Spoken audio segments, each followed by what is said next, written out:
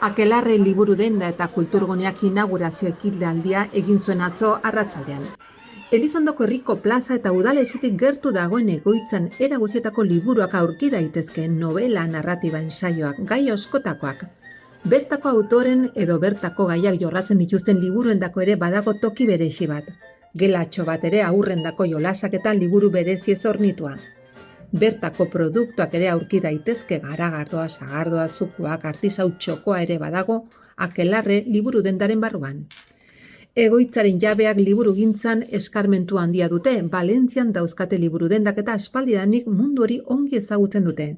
Duela urte batzuk baztanera etorri eta bertako paisai jendeaz maitemindu ziren eta erratzun etxe bizitza daukate.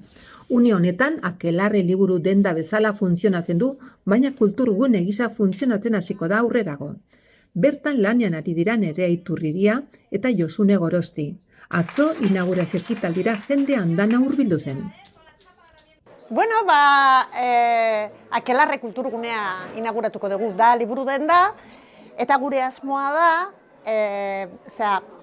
Bailarako kulturgunea ere izatea. Bueno, hemen daukeuna da, batez ere liburuak, mota guztietakoak, kolore guztietakoak, gazteleraz, euskeraz, batez ere bai, hemengoak, landaretakoak, komikiak, artekuak, ensaioak, novelak, denetik.